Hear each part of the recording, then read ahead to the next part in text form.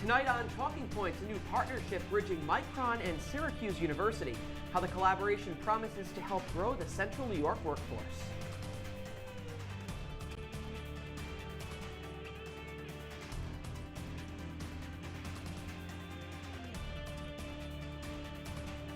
Plus, tensions continue to rise in the Russia-Ukraine conflict. What offers are being made to reach a deal? And leaders gathering to map their party's future at the Conservative Political Action Conference. All that and more when Talking Point starts right now.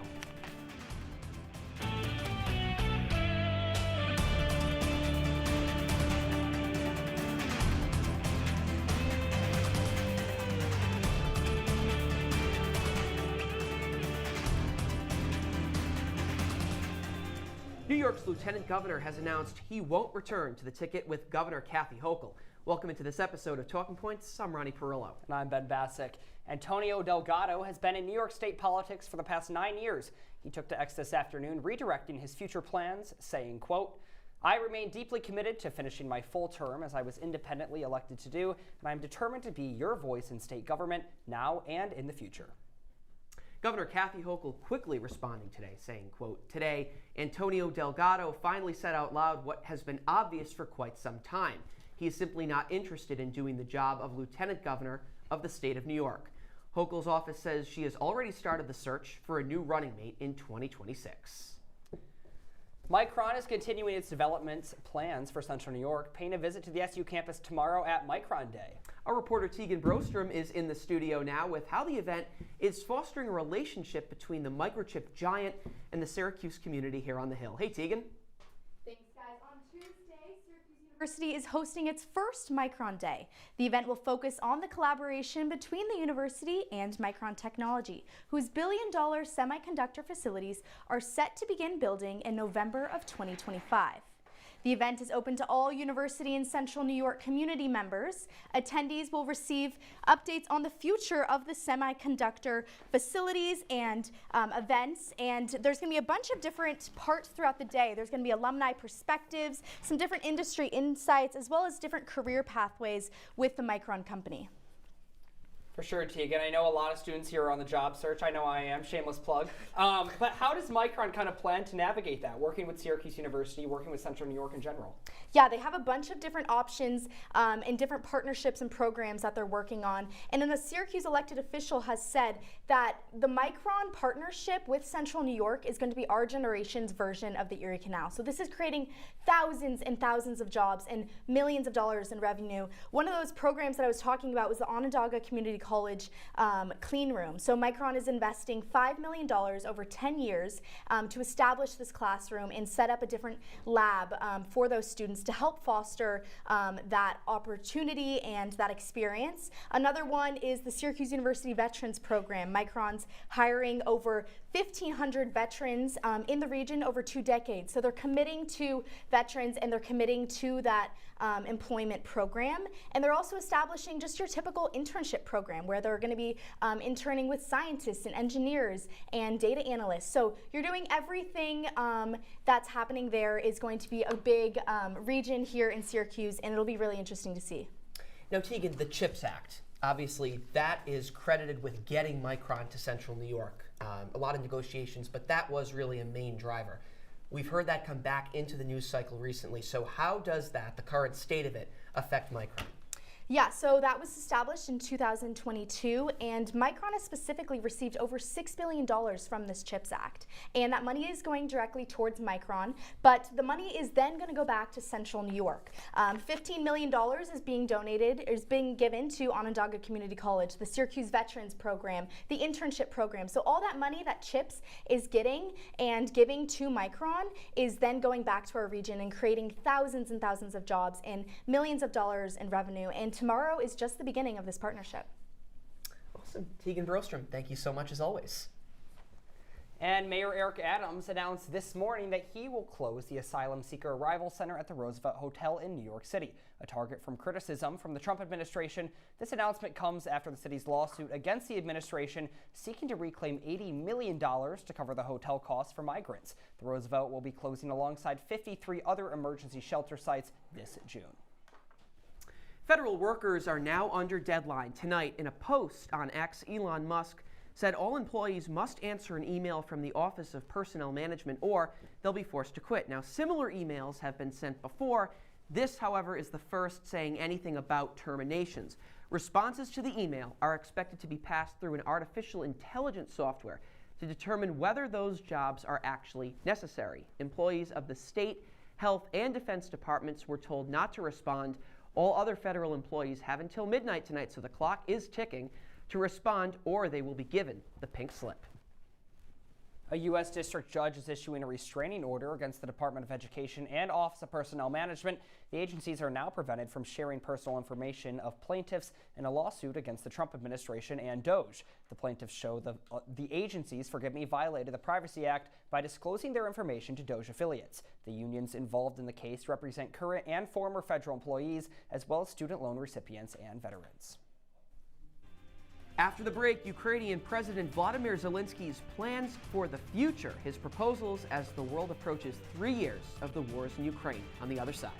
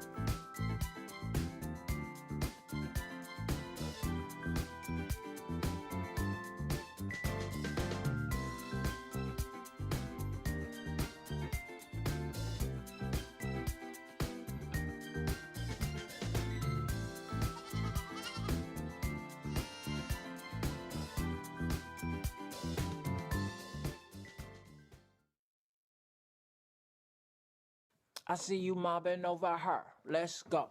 Let's mob. Let's crawl. Let's crawl.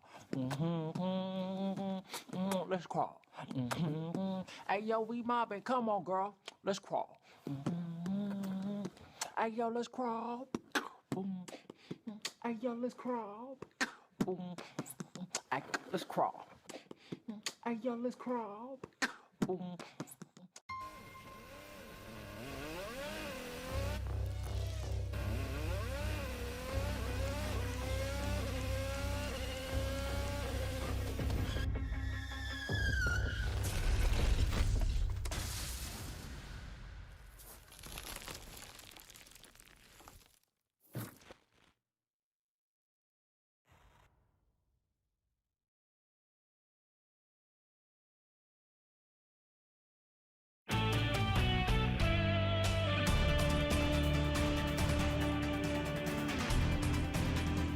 Welcome back to Talking Points. The Ukrainian Student Association gathered on the Quad this morning as today marks the 3-year anniversary of the Russian invasion of Ukraine. The university then held a panel of Ukrainian experts to share their views on where the conflict might go in the coming year. Now, staying with Ukraine, as the Trump administration continues to make new moves in its first 100 days, relations between the U.S. and Ukraine have now entered uncharted territory, with dueling statements between leaders from each nation this week. Our Alex Burstein joins us now in studio. And Alex, what are both countries saying tonight? Yeah, dueling points, guys. Perhaps the biggest recent news in the Russian-Ukrainian conflict coming just yesterday. Here's Ukrainian leader Volodymyr Zelensky.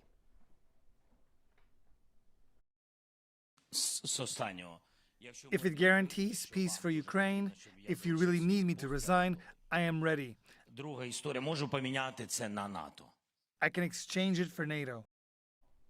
This is a truly shocking statement from the Ukrainian leader, who has spent the entire war with Russia staunchly saying he will stay in power. A big part of that statement was he would step down in exchange for NATO membership for his country, but that is something that has been shut down throughout the war due to Article 5 of the NATO treaty. What that says, it requires all countries to help out a nation under attack, something many countries, especially America, don't want to get into with an adversary in Russia. Now, that wasn't the only big news out of Ukrainian-American relations this week. The word dictator isn't one to toss around lightly, yet this week President Donald Trump did just that. a dictator without elections. Zelensky better move fast, or he's not going to have a country left. Got to move fast, because that war is going in the wrong direction. In the meantime, we're successfully negotiating an end to the war with Russia. Other leaders from around Europe spoke up after Trump's comments to back up Zelensky and his Democratic legitimacy, but it's just the latest in a series of events that have moved America closer to Russia and further from Ukraine. Negotiations between the U.S. and Russia have begun, leaving Ukraine as an outsider in its own conflict. And today, big news as the U.S. voted against a United Nations resolution that demanded Russian withdrawal from Ukraine. So after tight relations during the Biden administration, things appear to be loosening up between the U.S. and Ukraine early on in this Trump term. Alex, conservatives in Congress are calling Putin a dictator. Trump called Zelensky a dictator earlier this week. Where does Elon Musk kind of stand in the middle of all this finger pointing kind of within the GOP? Yeah, the director of this new government efficiency department has made some big statements, took to X earlier this week after there was claims that Ukrainian president has very high approval ratings, and he said that there are not high approval ratings at all, that he believes this is all a hoax, and that he's going to actually fix the X community standards portion where people can go in and say that something is wrong, fix it to avoid these errors in the past. So Elon aligning very, very closely with President Trump on his views in this. So, Alex, what are Trump's reasons for calling Zelensky a dictator? Yeah, so it's a very interesting question because technically Zelensky's term did come to a close in May 2024. He had a 5-year term that was set to expire last May. However, since 2022, when Russia invaded Ukraine, this country has been in a state of martial law. And what that means, all elections are suspended. So in a factually based world, he is not actually a dictator. He's just currently being in martial law. So that is where those claims came, but also the facts not exactly backing it up. Yeah, staying with world leaders, Alex, Trump met with President Macron and 7 other G7 leaders at the White House just this morning. Did that conversation move the line at all towards peace negotiations, specifically within Europe? Not really. It was basically just the two sides talking in their own direction, especially in that conversation with Macron. They had a joint press conference after. Trump saying that Putin is not a dictator. He refused to say that and kind of sticking with this U.S.-Russian negotiations mantra. However, Macron on the other side saying staunchly that Russia is the aggressor in this war and that they really have to keep going to keep this war from getting any further. So two very different sides right now in the U.S. and the rest of Europe. So definitely something to keep out for in the coming days. Alex, thank you so much. Moving now to the Middle East, the ceasefire in Gaza started just over a month ago, but the tensions are still running high. Riley Underwood is in studio now to give us the details as that conflict begins to ramp back up. Riley? Yeah, Ronnie, so as part of the ceasefire deal, Hamas agreed to give away 10 Israeli hostages, only 6 living ones, in exchange for over 600 Palestinian prisoners to be released. In the release of the dead hostages, Hamas militants carried around the black coffins in a public display that was broadcast on all of the local television stations. They were displayed in front of a painted mural of the 4 individuals. Below, Israel Prime Minister Benjamin Netanyahu made out to look like a vampire with blood dripping from his sharp teeth. The problem, though, arose when it was determined that one of the bodies that was returned was the wrong one. These Hamas monsters also cynically refused to bring back the boy's mother, Shiri, and sent the body of a Gazan woman instead, in brazen violation of the agreement.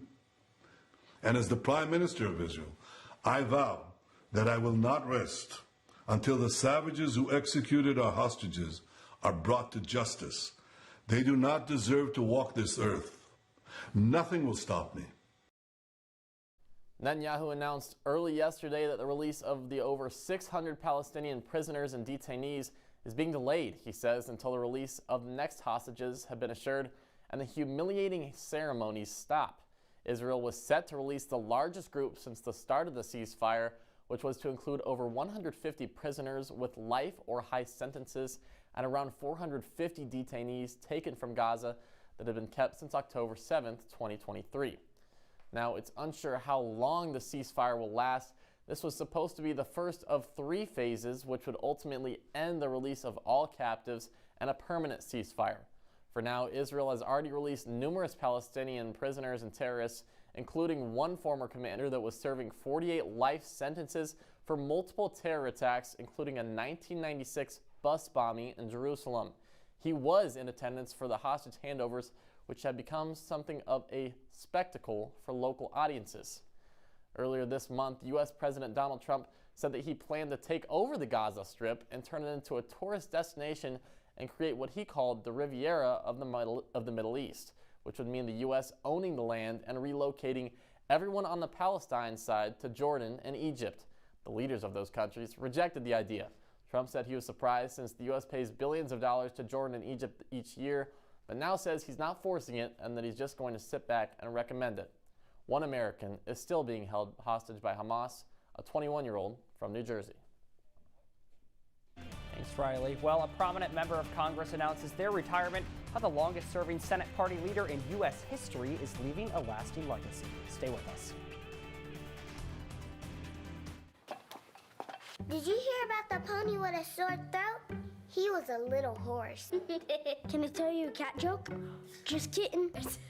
Why couldn't the Wait. Why was the basketball court all wet? Why? Because the players kept dribbling all over it. Where do cats go on vacation? New York.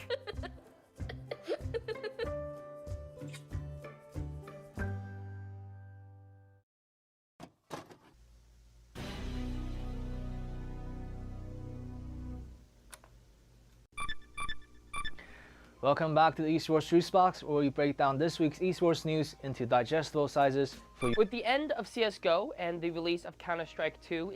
Welcome back to the Esports Juice Box, where we break down this week's esports news into digestible sizes for your easy consumption.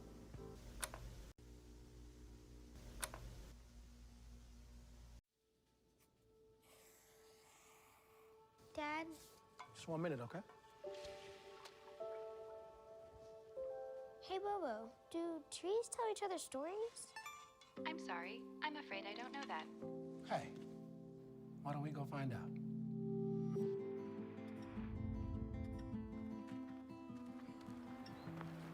Listen. Do clouds take naps? I couldn't tell you.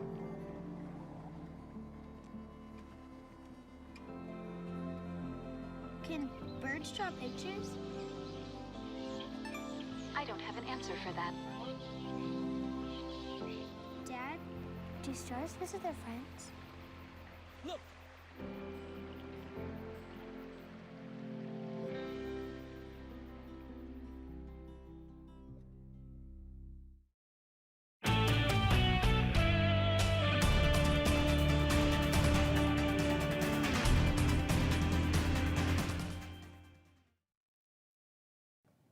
Seven times, my fellow Kentuckians have sent me to the Senate.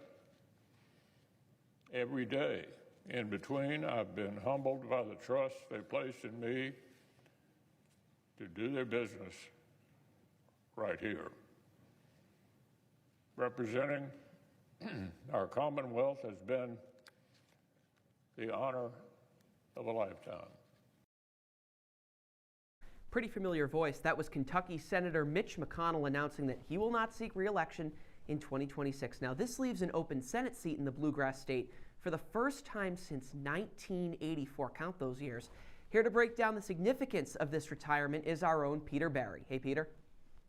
Hey, Ronnie. 1984 was the last time New York State went red, but Senator McConnell celebrated his 83rd birthday last night by announcing his retirement. The Republican, who is the longest-serving Senate Majority Leader, is turning the page on his 40-plus year Senate run. McConnell, being in the Senate for so long, has ranked 10th all-time for most time in Senate U.S. history. Only one other current senator, Chuck Grassley of Iowa, is ahead of him. Turning over to McConnell's legacy, he made work with the Senate filibuster and blocked the former Attorney General Merrick Garland from being appointed to the Supreme Court during the final year of Obama's presidency. President Obama nominated Garland following the death of Justice Antonin Scalia. McConnell, however, used his leadership position in the Senate to deny Garland a hearing before the 2016 presidential election. McConnell's stance allowed Trump to put 3 Supreme Court justices and 234 judges during Trump's first term, which McConnell oversaw during his Senate Majority Leader tenure. Neil Gorsuch is now in the seat that Garland would have had on the court. During Trump's second term, though, McConnell and the president have not always seen eye to eye, especially now with McConnell voting no on the president's picks for Secretary of Defense Hegseth, Health and Human Services RFK Jr., and Director of National Intelligence Gabbard. All I can tell you about him is that he shouldn't have been leader. He knows that. He voted against Bobby. He votes against almost everything now. He's a very bitter guy. Prior to Senator McConnell's retirement, he faced 2 on-camera freeze-ups and fell downstairs, which prompted calls for his resignation. McConnell's resignation would flip in the seat because Kentucky's Democratic governor, Andy Beshear, would have filled the vacancy. McConnell's term ends in January of 2027, but has not stopped challengers from lining up to be his successor. Ben and Ronnie, I'm going to send it back to you guys. Thank you, Peter. Well, CPAC took place in Washington this past weekend, marking the president's first major rally-style address since supporters flooded the Capital One Arena on Inauguration Day. Trump took the stage Saturday night, addressing his administration's first 4 weeks in office. Together, we've achieved more in 4 weeks than most administrations achieve in 4 years. We made a lot of progress. Now, a lot of that progress, Trump is praising those efforts made to reduce the federal workforce, but the administration is now facing legal battles, of course, because of those actions. Elon Musk was also seen at CPAC. He had a chainsaw gifted to him by Argentinian President Javier Milei and continued to promote the work of the Department of Government Efficiency.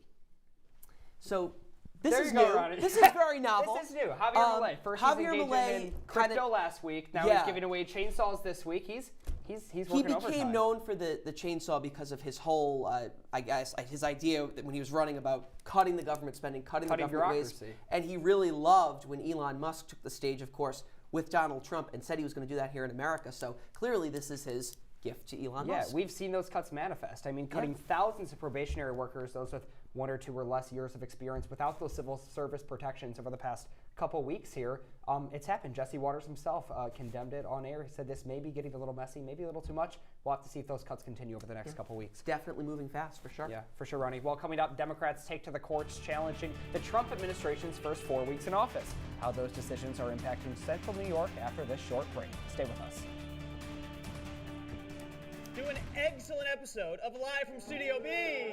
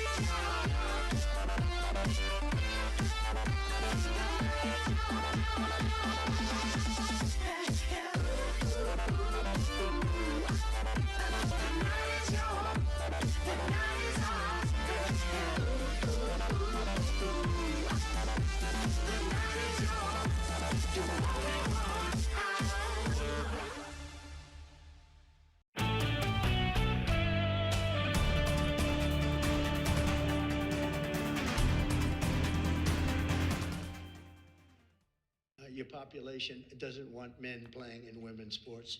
So you better comply, because otherwise you're not getting any federal funding. Every state, good, I'll see you in court. I look forward to that. That should be a real easy one. Maine Governor Janet Mills and President Trump sparring during the National Governors Association dinner at the White House. That clip made news pretty quick. Trump calling out the governor by her name after her state pushed back against Trump's executive order, which bans transgender athletes from competing in women's sports. Now, Governor Mills said to Trump, "We'll see you in court," as you heard there. The president not shying away, as usual, telling the governor the Pine Tree State will lose federal funding if they refuse to comply with executive orders. So this is not the first time that we've heard this transgender athletes in women's sports. This was only one example of what Trump said: if you refuse to comply, there goes the federal funding. And I'll see you in court, right? It's a good week for lawyers, I guess, with the federal government. Lots of jobs. I guess so. I mean, I think what's interesting here is that these governors know they have to work with the federal government to get federal funds for their states. They have to. They show up to the White House, and then they get publicly challenged by President Donald Trump. It's a tactic he's used in the past, negotiating in front of media and putting down certain statements saying, "I will do this if you don't do this." Exactly. It works for him. I mean, he has a producer's brain. He does. You look at his, backtracking, and we know, I guess we're kind of in show business here at CitrusTV, but he does. He knows what will make news, and that clip clearly did. Yeah, and I think now some of those decisions he's making, his administration is making over the past 4 weeks, now they're coming under legal challenges. I mean, we're seeing this at the local, state, and national level, from the probationary worker layoffs to some of these funding freezes that are happening across the different agencies. Exactly, and we've even seen it, here in New York from Senator Kirsten Gillibrand. We have a quote from her actually saying that she is going to take Trump to court. The Democrats will. She said, quote, "President Trump does not have the authority to rewrite the law or upend the law or delete the law. It is unconstitutional and it's illegal. We will fight back in the courts, and we'll fight back in the court of public opinion as well." Ben, this sentiment is not just limited to Senator Gillibrand.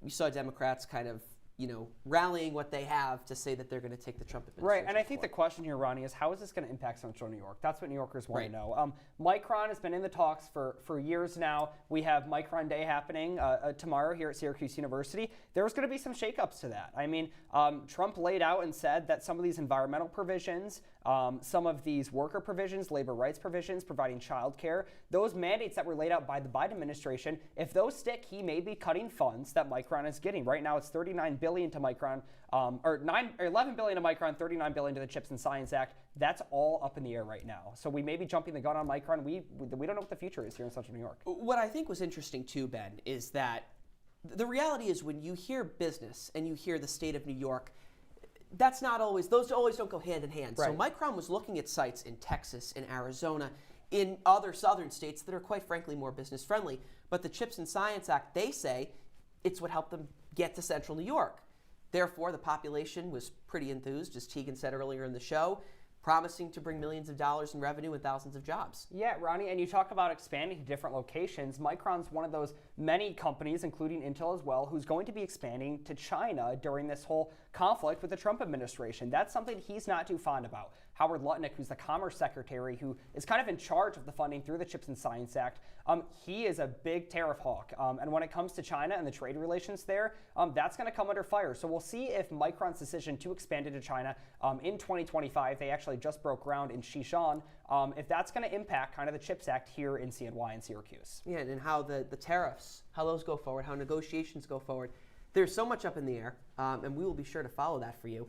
And you know what I think is interesting too, Ben, is how Elon Musk has a role in all this. It is. He's there. He's always there in the background. Yes. We haven't seen much of J.D. Vance recently, but we've seen a lot of Elon Musk. We've seen a lot of Elon Musk, and it's very interesting because, he's not a lawmaker.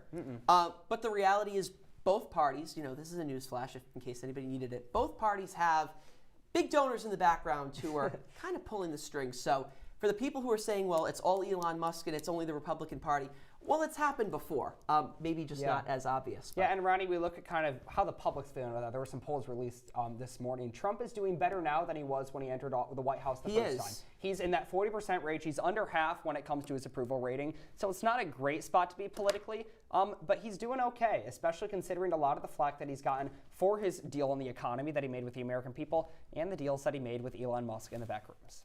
Absolutely. Well, Ben, unfortunately, that is all the time we have for you on this episode of Talking Points. Be sure to follow us on social media at CitrusTV News. And for the entire Citrus TV News team, I'm Ronnie Parrillo. And I'm Ben Bascuk. Have a great night, Syracuse.